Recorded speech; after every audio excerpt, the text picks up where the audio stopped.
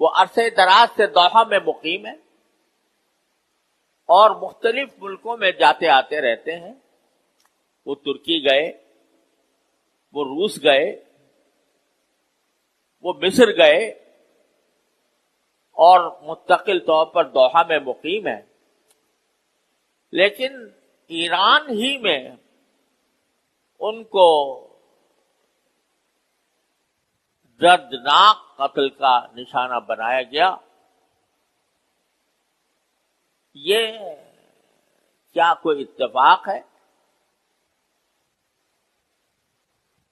اس میں ایک پہلو ایسا معمہ ہے جس کی کوئی توجیہ ابھی تک سمجھ میں نہیں آ رہی. وہ یہ کہ جب کبھی اس قسم کا عالمی سطح پر کوئی حادثہ ہوتا ہے تو اس کی پوری تفصیلات میڈیا کے ذریعے ساری دنیا میں پھیل جاتی ہیں.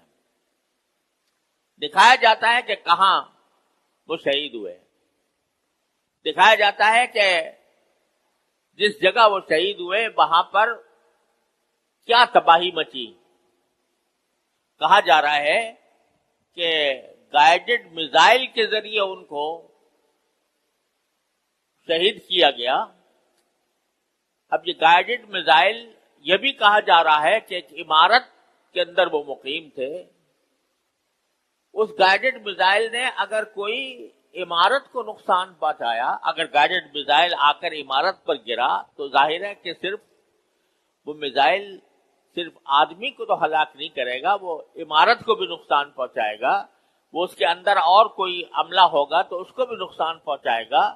لیکن یہ عجیب غریب معمہ ہے کہ وہ گائیڈ میزائل جاتا ہے اور جا کر صرف اسماعیل ہنیہ کو اور اس کے گارڈ کو شہید کرتا ہے، اس کے محافظ کو شہید کرتا ہے.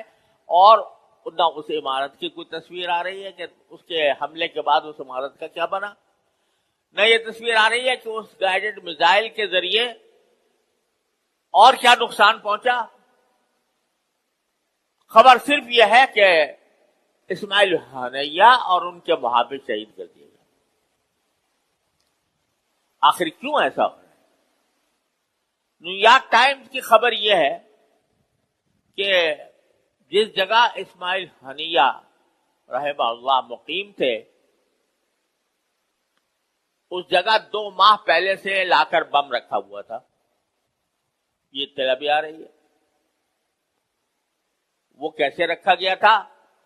اور جب ان کو وہاں پر، اگر وہ بات صحیح ہے جو نیو یارک ٹائمز نے خبر دی ہے، تو وہ بم اگر 2 مہینے پہلے سے رکھا ہوا تھا تو میزبانوں نے ان کو وہاں ٹھہرانے سے پہلے ان تفتیشی اداروں کو کیوں حرکت میں نہیں لائے کہ جو ایسی جگہوں کی حفاظت کے لیے بموں کے ڈسپوزل والی ایجنسیاں ہوتی ہیں. اور یہ متضاد باتیں آ رہی ہیں کہ بم پہلے سے رکھا ہوا تھا یا گائیڈڈ میزائل کے ذریعے ان کو ہلاک کیا گیا. ان متضاد باتوں کو واضح کرنا ایرانی حکومت کا فرض تھا کہ وہ ان تفصیلات کو سامنے لائے کہ حقیقت کیا ہے. وہ صرف وہی کیوں شہید ہوئے، اور کیا ان کو تنہا چھوڑا ہوا تھا کہ صرف وہ اور ان کے محافظ ہی موجود تھے، اور جو سرکاری انتظامات کسی سرکاری مہمان کو مہمان رکھنے کے لیے جو حفاظتی انتظامات ہوتے ہیں، کیا وہ اس کو تنہا چھوڑ دیا جاتا ہے؟ وہ کہاں تھے اور وہ حفاظتی انتظامات ان کو کیوں نقصان نہیں پہنچا؟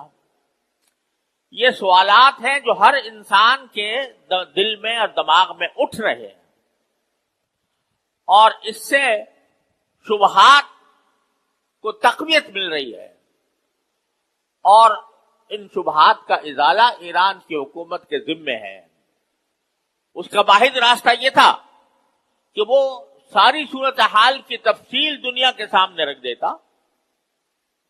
اس جگہ کی تصویریں دیتا جہاں پر یہ واقعہ رونما ہوا، اس کے ماحول کی تصویریں دیتا، اس عمارت کا کیا حال بنا جس عمارت پر میزائل سے حملہ ہوا یا بم پھٹا، جو بھی صورت تھی. لیکن ایرانی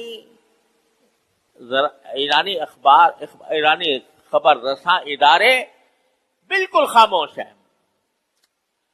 اس سے یہ شبہ کوئی محض وہم نہیں رہتا، بلکہ شبے کو بڑی تقویت ملتی ہے کہ ایرانی حکومت نے اس معاملے میں یا تو غفلت کا ثبوت دیا، یا دوسرے بعض لوگ یہ بھی کہہ رہے ہیں کہ یہ کوئی اندرونی طور پر خود ایرانی حکومت اس میں ملوث تھی.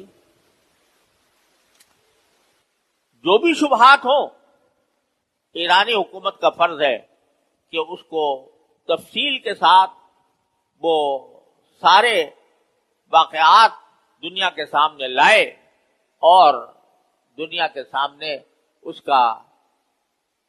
کی تصویریں پیش کرے کہ کس طرح اتنا بڑا واقعہ ہو گیا جس پر ساری دنیا ہل گئی ہے، لیکن اس کی تفصیلات سامنے نہیں آ رہی.